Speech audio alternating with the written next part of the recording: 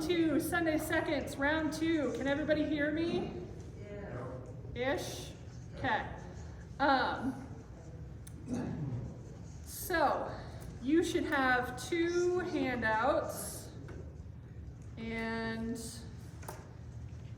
we are going to look at the white handout first. So the one that's titled the Anxiety Bucket. And in the next 45 minutes or so, we're going to focus specifically on mental and emotional health. So I'm going to walk us through this exercise, which I call the Anxiety Bucket. And then we'll move to a period of questions and answers. So bring your questions, but if you have questions about this particular exercise that we're going to walk through, let me know. You can raise your hand at any point. Make sense? All right. So, the basis of the anxiety bucket is that everybody has stuff.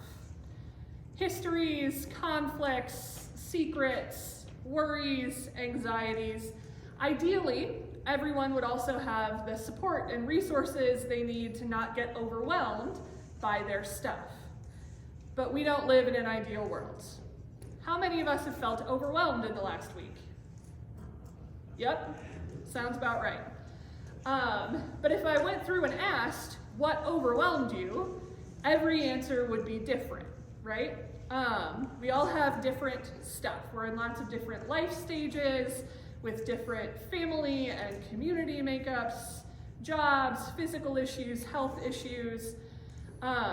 So this is my anxiety bucket. Don't judge me on my drawing skills. But basically, each of us carries an invisible bucket around. And in that bucket, we put all of our worries and fears and anxieties and stuff. Thus, the anxiety bucket.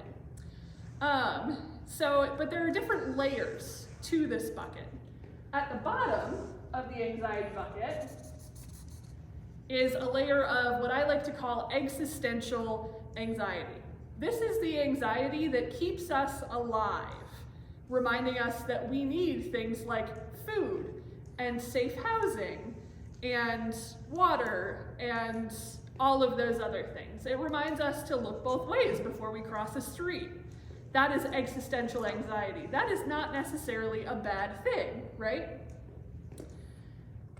So we have that layer at the bottom, and then the next layer is chronic anxiety.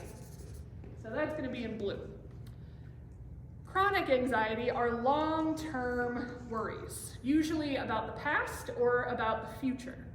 Are the kids going to turn out okay? Why did I say that awkward thing 15 years ago? Long-term family conflicts, any trauma you've experienced in your lifetime, chronic medical issues, etc. Everyone carries around a different amount of chronic anxiety, which leaves a different amount of room for the final layer, which I like to call situational anxiety.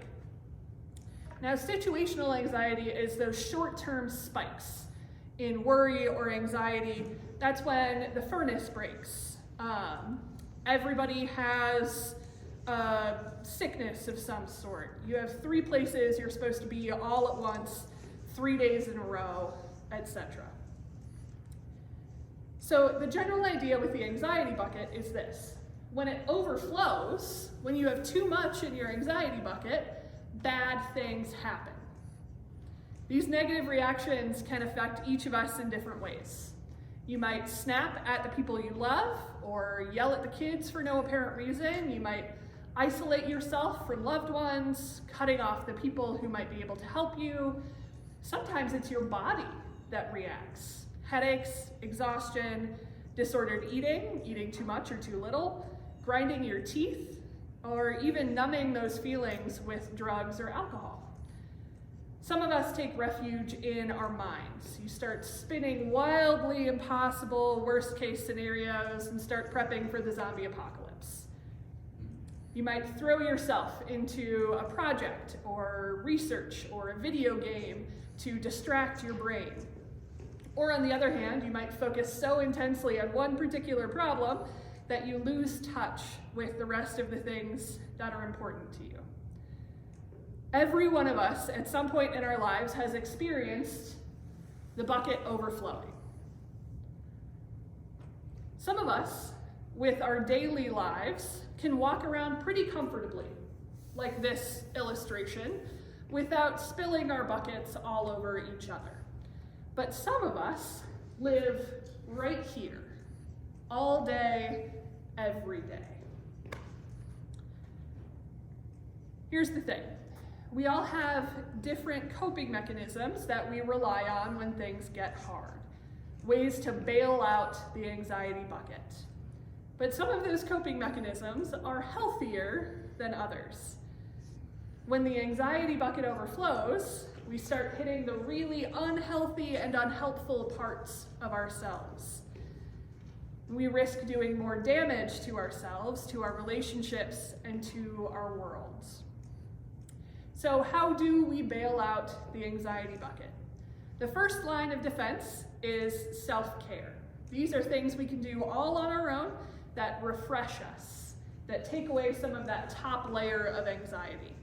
Take a break, vent to a friend, set some tighter boundaries around your time and your energy. Do something soothing, whether it's, a nice bubble bath or knitting or taking the dog for a walk. Eat something healthy. If you can, move your body in some way. Stretch, take a walk, throw a baseball around, yoga, whatever. Pray or meditate for a few minutes. Those things work best, like I said, with this top layer of anxiety, that situational anxiety. They can take the edge off, but a long walk probably won't do much for your worries about your retirement account or a full-scale war in Ukraine, for example.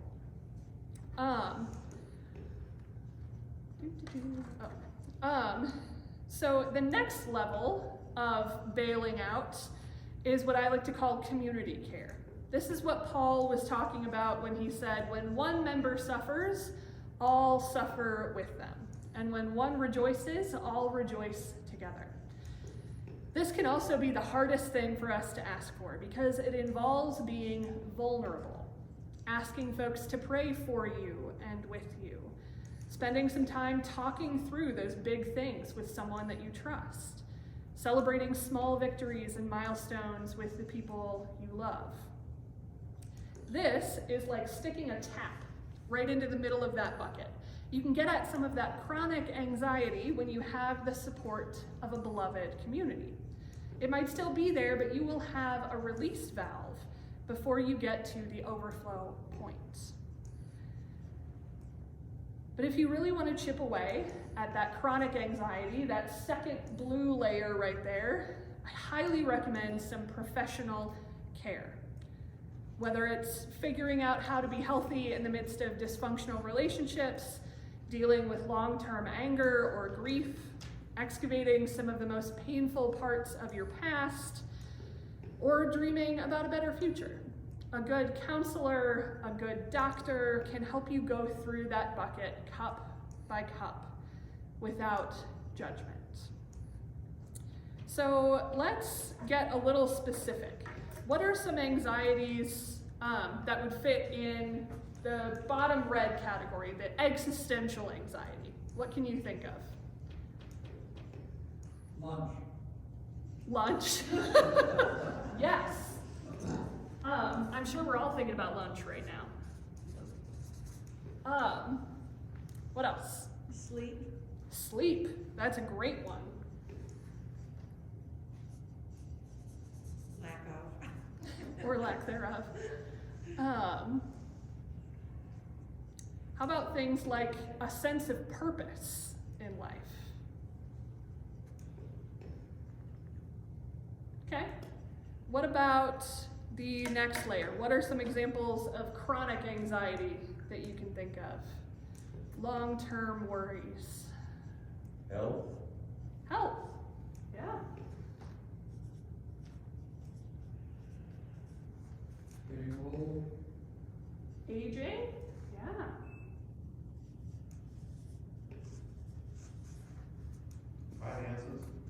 Finances, absolutely.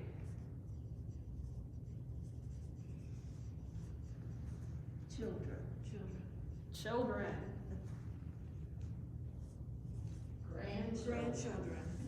Yeah. Grandchildren. Even aging parents. Yeah, the parents as well as the children. Yeah. When you're caught in the middle generation, that's good for anxiety, both directions. Absolutely. Even things like being caught in a job that you really don't like fit in there. Some types of trauma are things that fit in this blue layer. All right, what about the top layer? What are some situational anxiety examples? Yeah? Income tax preparation. Income taxes, yes. Current. Every year. What else? The smoke alarm going off when you're cooking. Yes. The smoke alarm going off when you're cooking. Or any time, really. Any kind of alarm going off that doesn't regularly go off. What else? Losing your purse. Yes. Losing your purse, losing something important.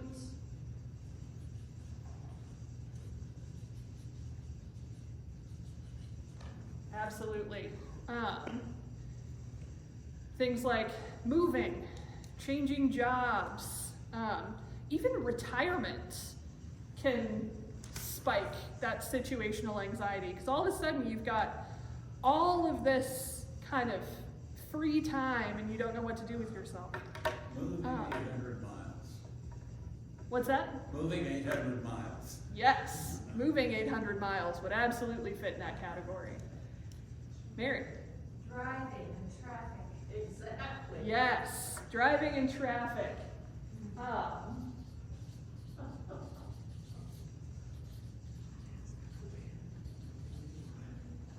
Driving in snow. Moving 10 miles. That too. Yep. Yeah. Where does COVID fit in there? Oh, that's a great question, Yeah. right? Because it started out up here in that kind of situational anxiety, right? It was supposed to be 2 weeks to slow the spread. Here we are. Has it reached the bottom yet? In some ways, I think it has. You know, it's something that we are constantly aware of. You know, we're trying to figure out when to wear a mask and when not to, when we can get together with our family. So I think it's at least in this chronic anxiety layer, but it also has that existential component to it, right? Yeah. What about the news? I Yeah. have family members, when the news comes on, they have to turn the TV off now. Yeah. There's too much anxiety. Right. Me, I can't get enough of.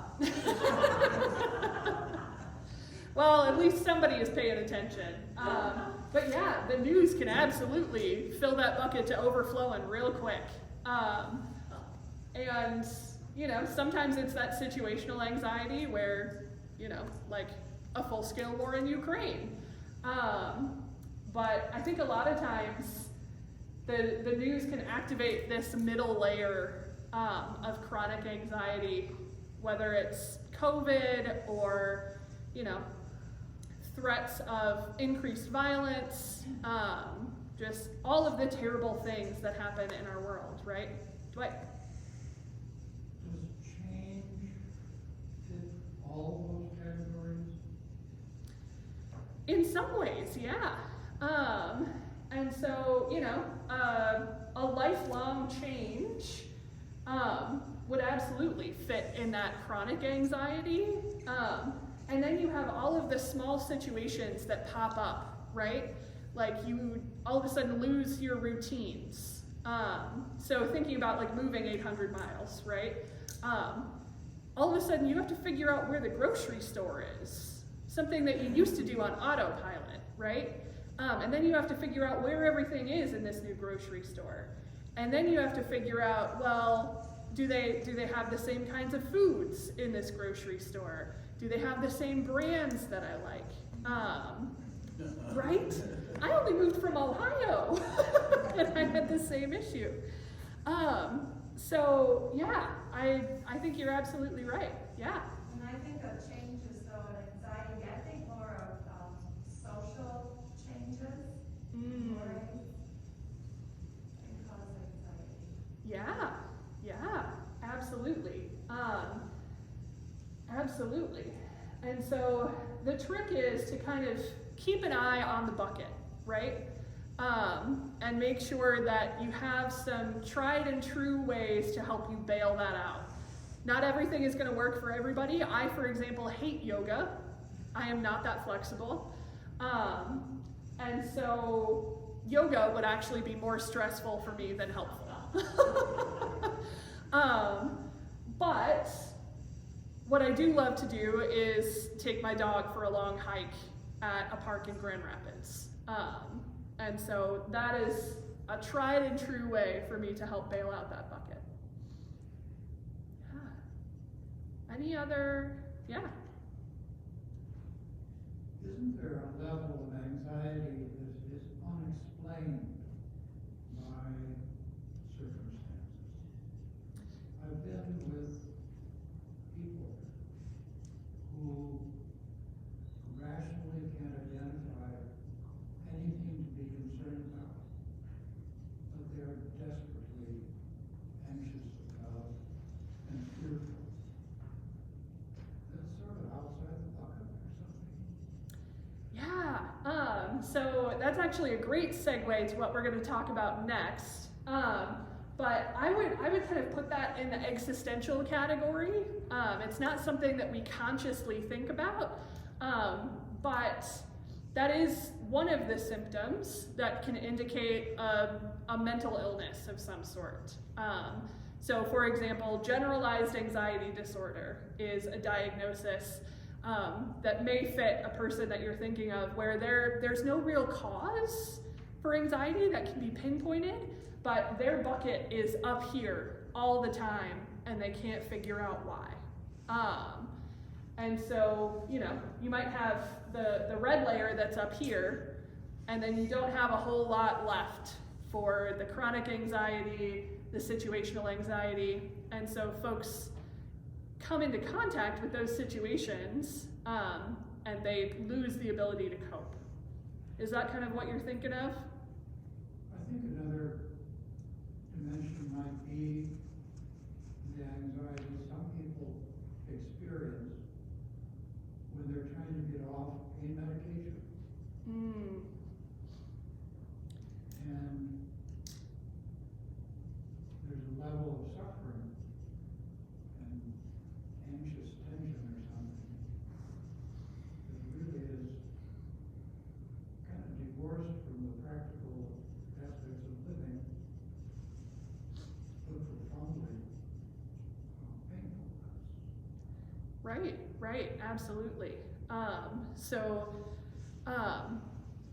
Yeah, and again, I think I would kind of put that in the existential category of, it's something that we can't really control or do much about. But yeah, that is absolutely real. And coming off of pain medications, coming off of psychiatric medications, anything like that can be extremely disruptive to your life and your mental health. And unfortunately, we don't really know why exactly that is, other than, brain chemistry. Yeah. That would also apply to withdrawal from alcohol. Absolutely, yeah. Withdrawal from alcohol or any other drug. And yeah, to be very blunt, it sucks. Absolutely. Does Does this make sense? Generally-ish? Okay. All right, so let's shift gears then. I want to talk a little bit about mental illness specifically. You know, you can use the anxiety bucket, you can experience all of these things and not have a mental illness. This is more about emotional health. Let's switch gears to talk about mental illness in particular. So a little bit of background. In the grand scheme of history, the disciplines of psychology and psychiatry are actually relatively new.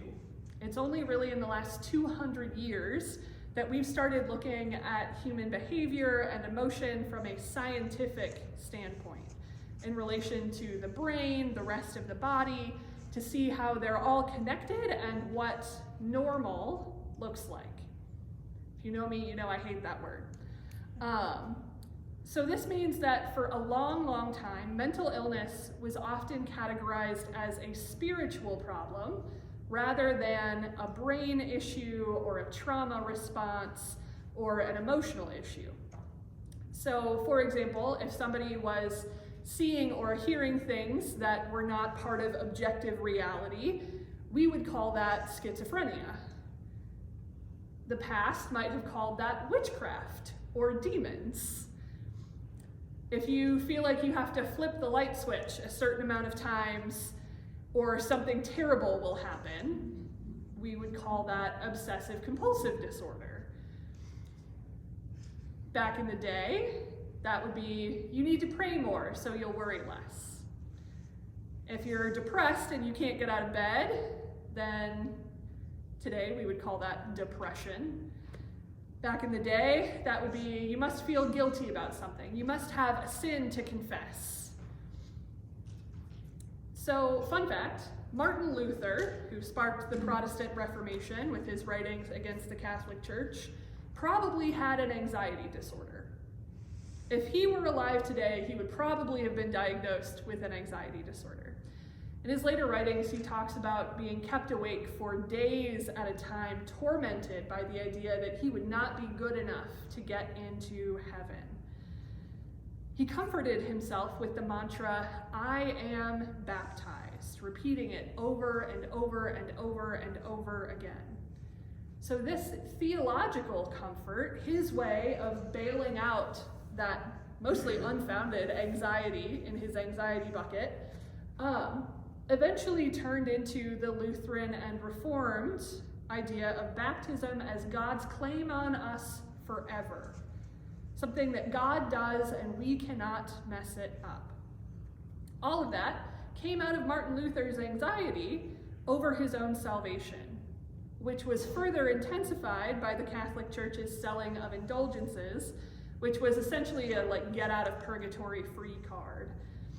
This is why so much of Lutheran and Reformed theology is about what God does to save us and about the comfort of God's everlasting presence. So in an era where there weren't many alternatives, this kind of reliance on spiritual or religious leaders for help with what we would call mental health issues was not a bad thing.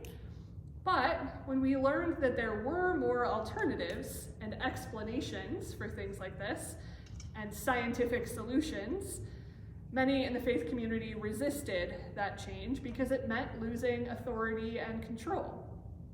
So unfortunately, that meant quite a bit of distance between faith communities and science-based mental health treatment. That is slowly changing, but it takes time for the two communities to understand one another and decide what role each one can and should play in caring for people with mental illnesses. Also, because the science is relatively new, we are still learning things every day about how our emotions and experiences are connected to our brains and our bodies. So, for example, there was a long-term study released in the 1990s that discovered that having certain traumatic experiences in childhood was closely linked to a particular set of physical health problems later in life. Even when you control for every other factor, those two things were highly linked. And everyone is still trying to figure out how that works and why and what we can do about it. If you want more information on that, you can Google Adverse Childhood Experiences Study. It's super, super fascinating. So today, some of the solely spiritual solutions look different in different faith communities. Some faith communities will still try to exorcise demons from someone with schizophrenia or epilepsy. Some will say that only faith can heal you, and if you aren't magically healed, you just don't have enough faith. Others might refer folks to completely untrained and unregulated pastoral counselors who will try to, quote, root out the sin in your life that's causing this issue. I want to say that these kinds of interventions have a high potential for abuse or maltreatment because they're 100% unregulated and are almost never based in any sort of actual evidence, meaning that folks can basically do or say whatever they want and call it therapy. So, what does evidence-based, integrated, faith-integrated mental health treatment look like? It might mean finding a state-licensed therapist who shares your faith and can help you find comfort and hope that way. My first therapist, who I had while I was in the seminary, was actually the spouse of one of my seminary professors. And at the end of every session, she would pray for me. And that was enormously helpful to me, both as a person of faith and as a person seeking mental health treatment. It might mean seeing a doctor who can give you a diagnosis and prescribe appropriate medication, and talking to a pastor or a spiritual director who can help you integrate that practice into your faith life. For example, writing together a blessing that you might say every morning when you take your meds. It might mean integrating your spiritual care into your self-care routines. So for example, if your depression tends to isolate you, sign up for a low-effort small group to help you build community. It might mean asking people from the church to be part of your support team, praying for you, checking on you periodically, etc. I do know one person who lived alone and had mental health struggles who agreed with a friend in similar situation that they would text each other every single day before noon just to make sure they were both alive and okay. And if the text didn't come, the other one would call for a welfare check. And half the time the text was literally just the word alive. It didn't have to be, big and fancy. It also means faith communities being aware of and watching for the signs of trauma and suicide risk and abuse. So that's what I wanted to communicate about mental illness specifically and faith. I want to pivot now to your questions, your thoughts, your wonderings. What do you have? What are you thinking about?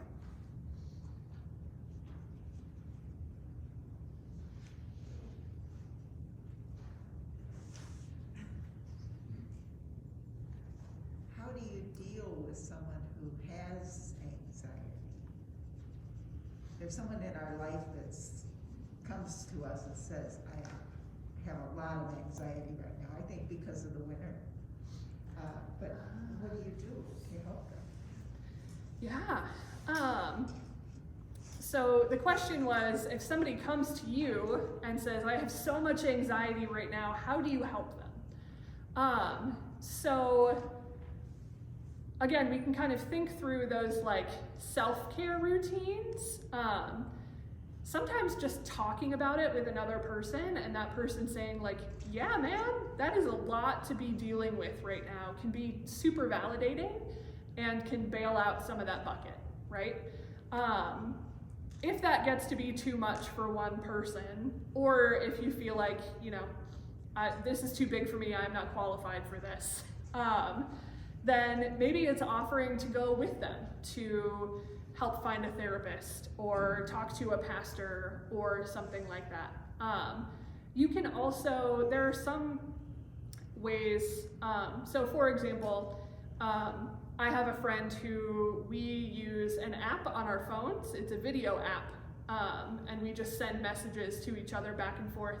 And so a lot of times when we're driving, we'll set the phone on the seat and just vent, right? And so the other person can watch that whenever they have time and energy for that, but it doesn't have to be right at that moment. And it might just be, if they're anxious about the winter and feeling like they're going stir crazy, it might just be like, hey, why don't you come over for dinner one night? And kind of helping them figure it out that way. Does that make sense? Yeah. Is that, yeah. Yeah. I have an older friend, you know who I mean, and she has this anxiety about not getting out. So I think the easiest thing, and she seems to really appreciate, is take her for a ride. Half hour, 45 minutes, ride around her neighborhood. She tells me the same stories about the same houses, and we go a little farther. I don't know any of the people she's talking about, but when we get finished, she's always in a better mood. Yep. So just a car ride. Yeah. Because she doesn't drive, so. Right. Yep. That's great.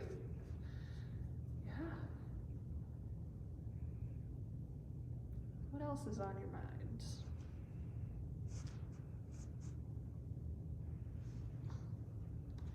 Sarah? Yeah. I don't know if it's in your West Michigan or not, but I know that I look back at how I was raised. When life became difficult, the message was very strong. You pull yourself up by your bootstraps. And I know there have been times in my life where I couldn't find my bootstraps by which to pull up. And I think allowing the church community to even have a dialogue like this is so incredibly important, because it takes away so much of that, well, we're not going to talk about this, because it has something to do with mental, emotional being that we can't really see. It's hard to identify. A physical ailment we can understand. Things of the mind and of the heart are really difficult. And so one, I appreciate being able to just sit and listen, but I think there's been, for me, I know I had to really confront that demon of, you can do this by yourself. There's something wrong with you if you are having those challenges. So, Yeah, absolutely. And that is super important to talk about the stigma around mental health and getting help. And, I grew up in very much the same environment where it was suck it up. And,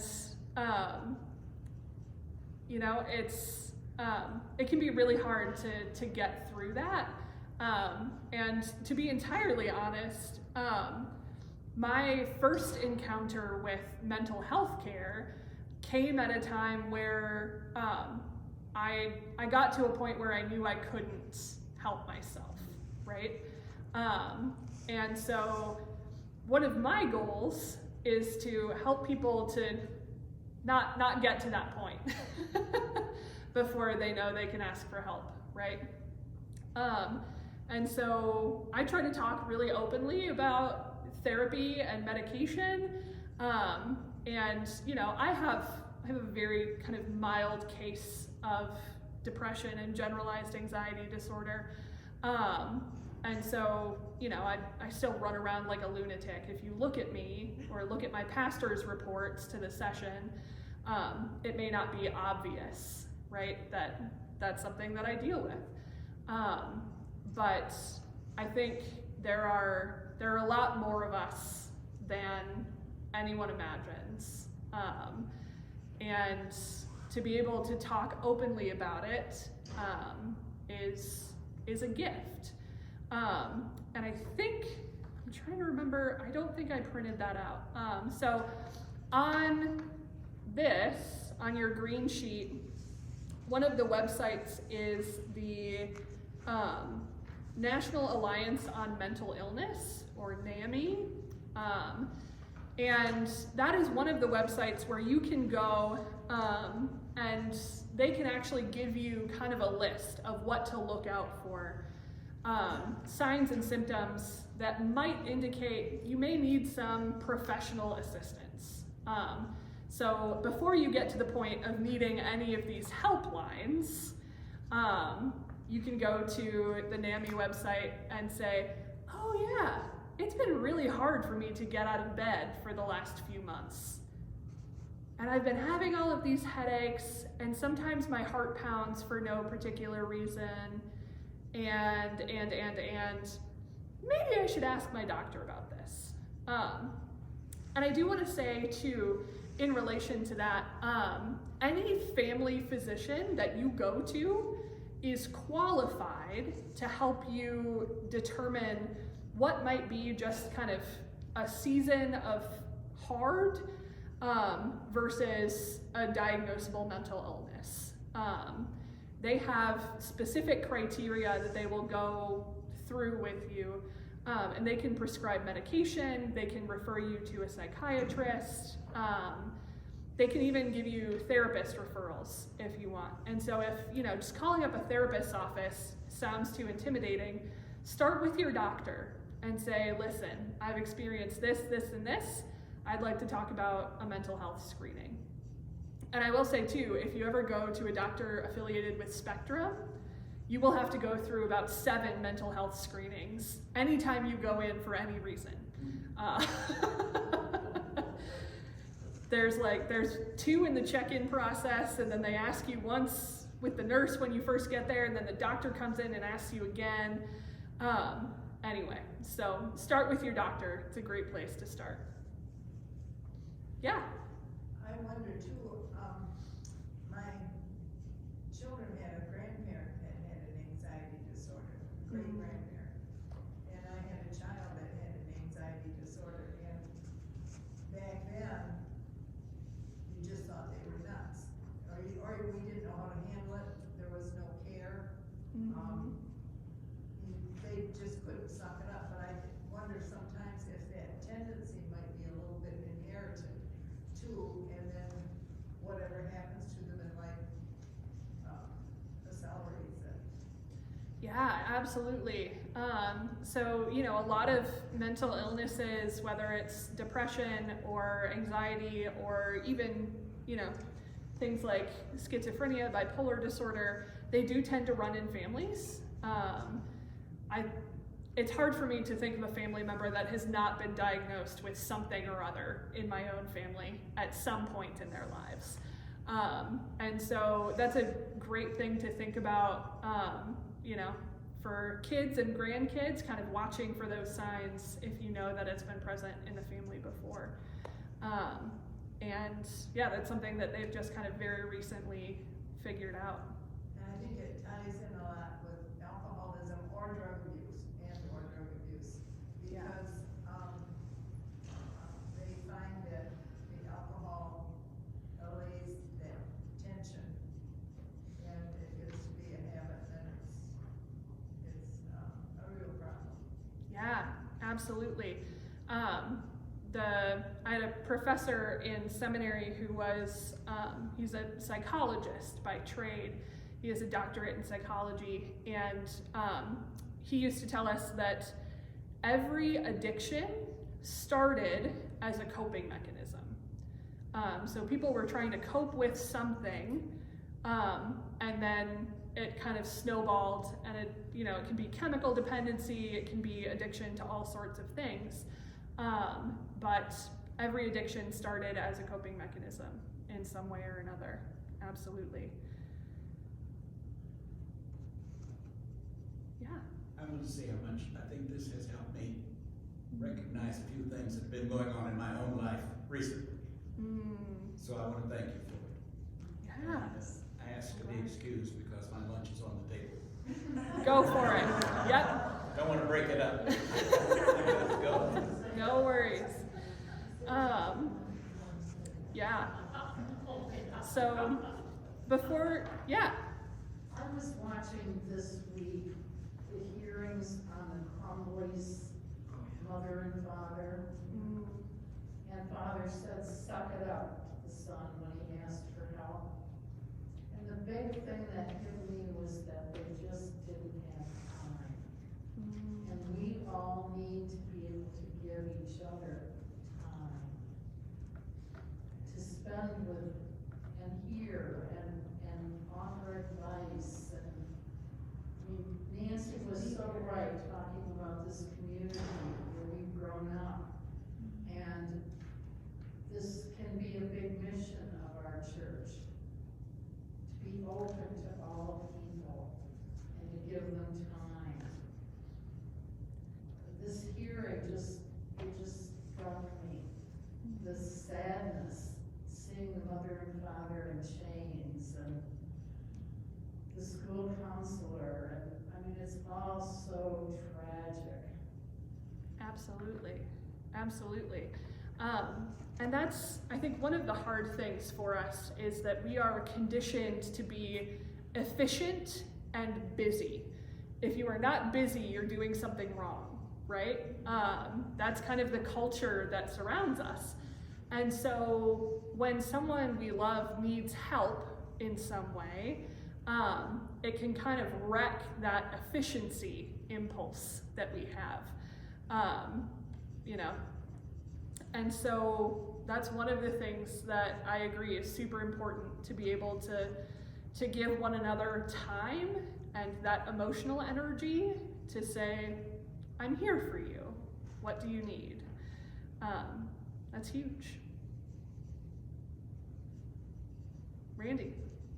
Don't you think that as you're talking to people that have some type of an issue, whatever the case may be, as you're listening, it seems to me that our bucket starts overflowing, because we tend to take that in and work on it also. And that's a hard place to be. Yeah, absolutely. That is great. So for those who might not have heard, thinking about supporting others and, you know, maybe sitting and listening to someone who's having trouble, and then that starts to fill up our bucket. And you do that enough, and all of a sudden your own bucket is overflowing because you've taken that on from everybody else, right? And that can be a really hard emotional boundary to set, especially when it's someone that you love and care about and you want to see them better, right? You want to see them healed and hopeful. And there's actually, oh no, that's not the book I was thinking of. There's, I wish I had an easy kind of do this, don't do this, right?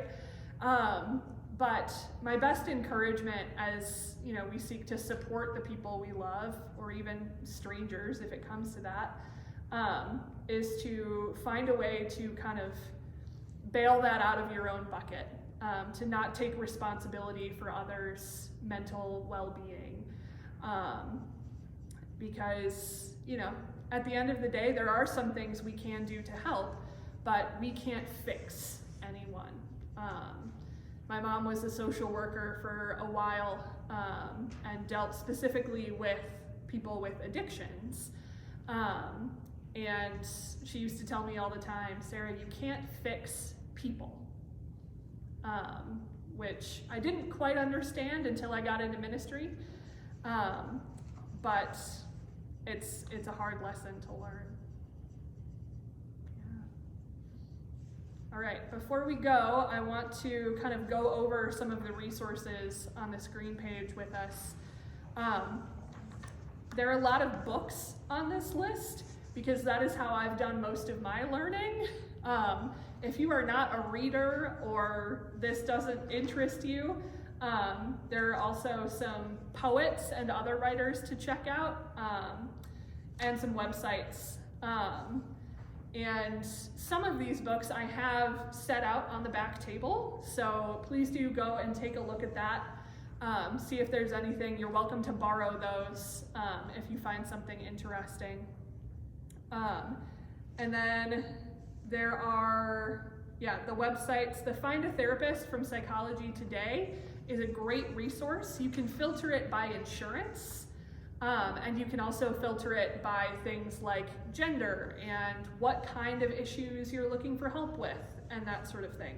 So highly recommend that if you're ever looking for a therapist and starting from scratch. On the back are all of the helplines I could find. So we start out with the Suicide Prevention Lifeline.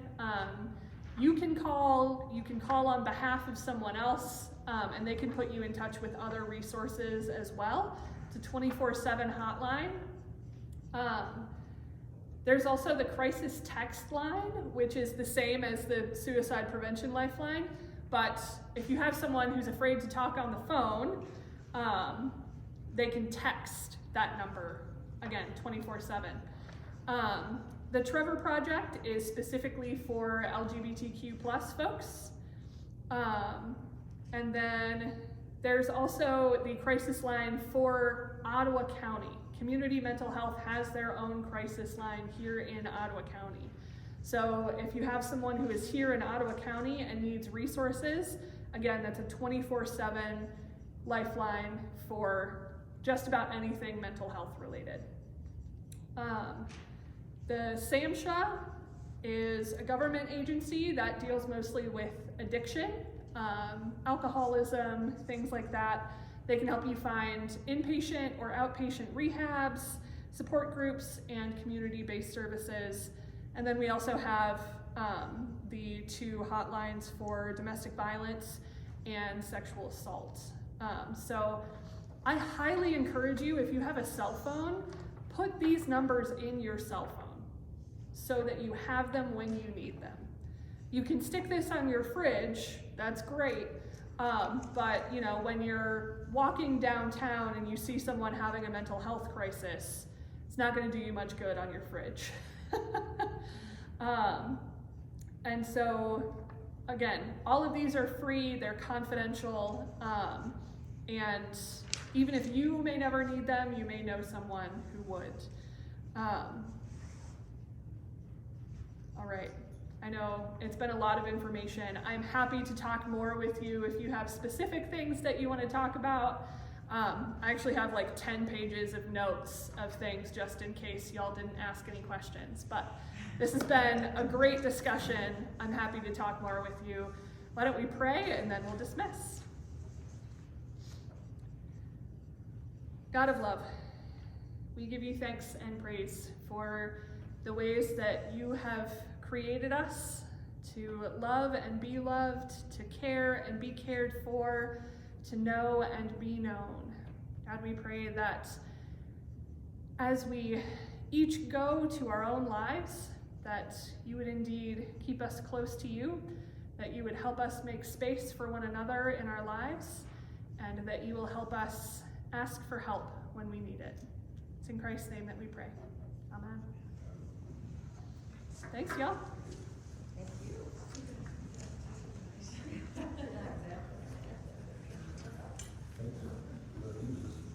you.